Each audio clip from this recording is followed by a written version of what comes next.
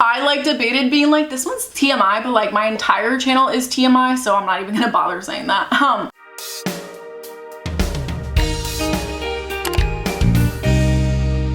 Hey guys, it's Sharon. Welcome back to my channel. Now, I have made a lot of period hack videos, which if you haven't checked out yet, you should go do that. And I've watched a lot of period hack videos, and while I'm like, yeah, this is like really super cool to know, and that's such a nice thing to have in my back pocket for the future, I want to know the hacks that will impact my period every single time, like the period hacks that have actually changed my life. So today, I'm giving you just that. Go grab your snacks and grab your tea, and let's get into these period hacks that will hopefully change your life and make your period experience just the tiniest bit better, even though I know that's difficult to do because your vagina is bleeding and your uterus is trying to end itself, but we make do.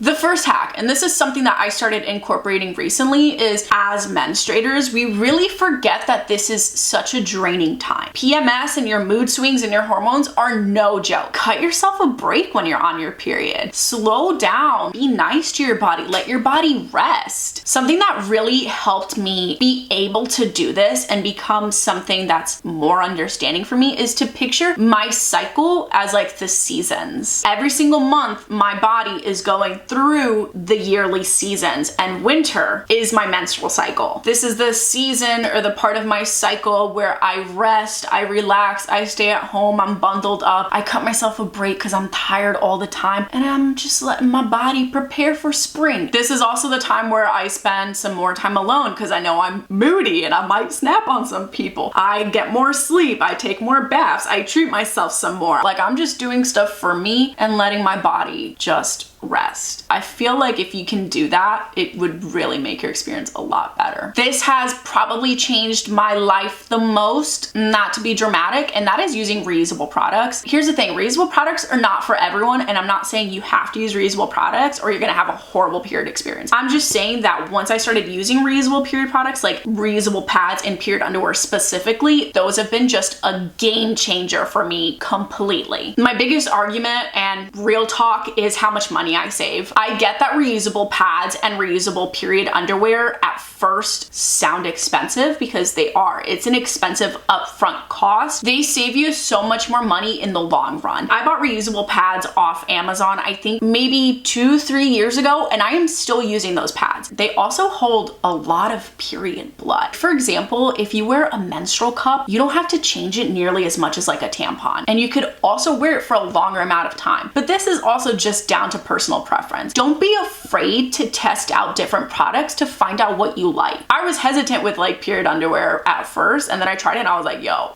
I'm never looking back. Now, when I use disposable products like disposable tampons or disposable pads, I only use 100% organic cotton products. And that's just me personally. I've mentioned this plenty of times before, and I will keep mentioning it. If you can get organic cotton period products, I highly recommend it. And we're about to get real educated as to why. Before we do, I do want to mention one brand you can check out, which is actually the sponsor of today's video, Bond. These pads are certified 100% Texas organic cotton. And the reason I say to aim for organic cottons is because in standard pads, it's not just cotton. It's cotton and a mix of synthetic stuff like plastic. Heck, it may even have no actual cotton. But that cotton is often treated with harmful chemicals and likely grown with non-organic pesticides. Your vagina is very absorbent. So having all that stuff near or in your girl is not the best idea. It can make your period experience worse, for example, like bad cramps. Bond's cotton has been grown without pesticides or chemical fertilizers for 3 years and stored to maintain its natural purity. This reduces risk of irritation, allergic reactions, or any potential health concerns regarding chemical exposure. Speaking of irritation, if you've ever worn a pad and thought that it felt uncomfortable or itchy or just rough, it could totally be the mix of synthetics feeling rough on your skin. So if you find regular pads uncomfortable, organic cotton pads could be a better option for you. Bond offers regular, large, overnight, and even panty liners. The pads are thin, so you don't have to worry about it being bulky, and they have wings in case some blood tries to slip and slide out the sides. I've also mentioned a lot to switch over to cotton underwear if you can, and that's because it's more breathable, allowing for more air circulation. It lets your girl breathe, meaning you'll also have a lower risk of bacterial and fungal infections that can result when airflow is limited down there. Actually, there's another period hack. Cotton underwear all the way. Now you're probably wondering, how is this possible? How is this allowed? The FDA, so the Food and Drug Administration in the US, classify menstrual products as medical devices. So companies don't have to disclose all their ingredients. They can, but they don't have to. So all these endocrine disruptors, allergens, toxins can be in our products going in or near our coochies, and we have no idea. We also have to worry about greenwashing. It's a never-ending cycle, no pun intended. If you're looking to switch over to organic products, check out Osibon on Amazon. Osibon pads are best sellers at Coupang and Olive Young in South Korea. And they are more budget friendly compared to other organic pads. You can even get bundles. I'll link them in my pinned comment. And of course, I don't say all this to freak you out, but to educate and inform you. So no pressure at all. I totally get it may not be everyone's cup of tea, whether it's the cost or just personal preference. No judgment here, because your comfort and what works best for you comes first. Just wanted to throw it out there. This one's gonna sound a little basic, and I feel like a broken record saying this, but it's because it's so real though. If you have bad cramps, pay attention to your diet. And I know you don't want to hear it because I didn't want to hear it, but it is so true. I try to stay away from soda and salty foods, especially when I'm on my period. And here's the thing though, I might be craving them, but I know they're just gonna make me feel worse. And when I say like limiting those salty foods, that's also limiting like fast food and greasy foods and just those fatty foods. I know it's what you want, but I promise it's probably making your period way worse. The worst cramps I have had happened twice. One,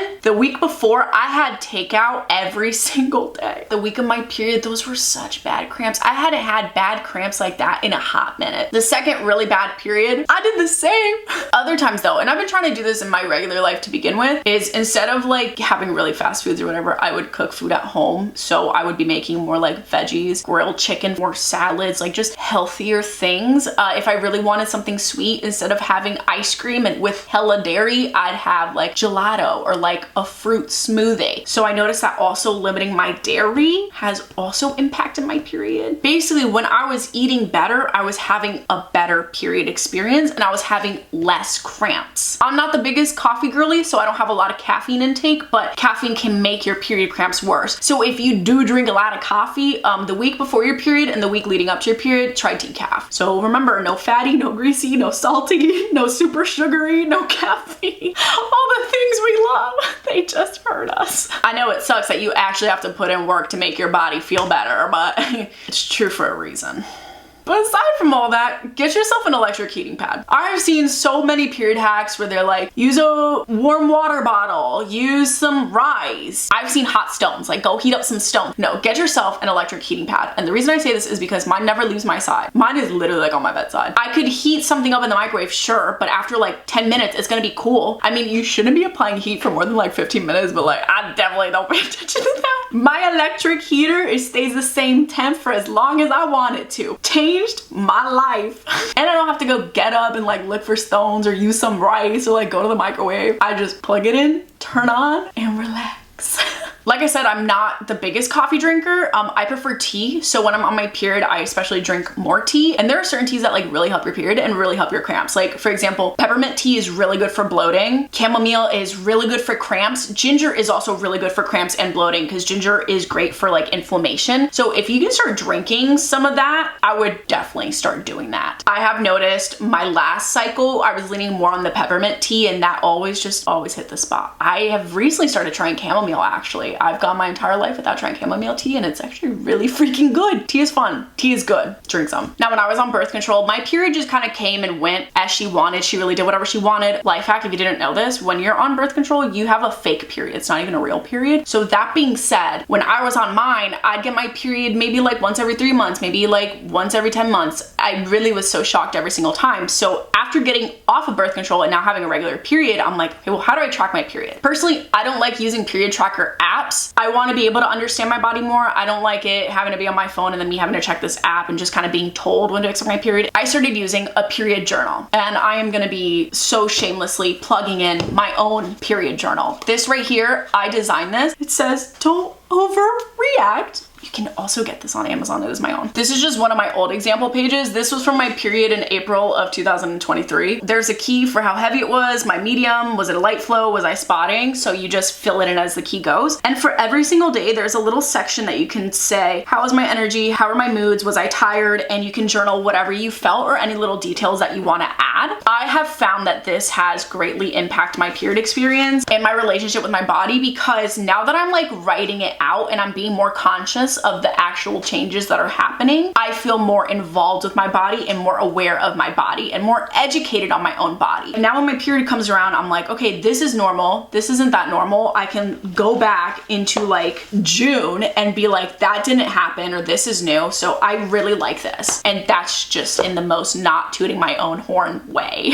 I get it though. Not all of us like to actually write stuff out. I like debated being like, this one's TMI, but like my entire channel is TMI, so I'm not even gonna bother saying that. So when it comes to pubes are the little hairs on your downstairs. I always trim a few days before my period starts. It makes me feel just like significantly cleaner in like terms of like odor and messiness, because there is nothing more annoying than when I'm on my period and there's just blood stuck in my little pubes. Like I'm like, please get out. I don't want you here. So I find that trimming just before, I just feel cleaner. I feel better. I'm not having to use as much toilet paper to get it all out, you know? There's a fun little hack. Literally take like little manicure scissors and just trim that bush real quick. This is definitely maybe a little more niche, but I get really bad chocolate cravings. That's very stereotypical. Actually, I wonder in the comments below, like, what do you really crave on your period? I crave a lot of chocolate. And the thing is, my gyno has literally told me, like, girl, you need to lay off the chocolate. And I'm like, why? And she's like, because too much sugar makes you prone to yeast infections, and you're already prone to yeast infections. So yeah, sadly I am. So my doctor's like, stop with the chocolate. And I'm like, but I love the chocolate. Like, I can't just stop with the chocolate. So what I do to kind of cheat the system and kind of also help my period is when I do have chocolate, I kind of combine it with a healthy food. My personal favorite period snack is frozen chocolate covered strawberries. That way I'm still getting my fruits and helping my period cramps, but I'm still indulging my chocolate craving. And when I have a really sweet tooth and I just want to eat a tub of ice cream, even though I know it's going to kill me because I'm convinced I'm lactose intolerant and that dairy is just not going to help my cramps anyways, I make a fruit smoothie instead. Fruit smoothie, you could even throw in like Greek yogurt if you want that creaminess. And it's so much better, I promise. And it's also a better way to get like your fruits and your veggies that you need in general, and that help make your cramps and period better. Now this last hack, this feels very like juvenile, what kind of like obvious, but I have always done this. To this day I still do this. That is laying a towel on my bed and sleeping on top of a towel. There is nothing more annoying than waking up to a period leak on your bed and then having to strip the bed, do laundry, and then having to remember to go grab your laundry and put the sheets back on the bed. No, I'm not about that. So I always sleep with the towel under me the week leading up to my period just in case, and even a few days after my period just in case. Better safe than sorry. If you want to take it a step further, I use a black towel because it's conveniently the towel that no one really cares about in the house, and you also can't see the blood that much, which is like a blessing and a curse, because I'm like, then how do I know the stain is out?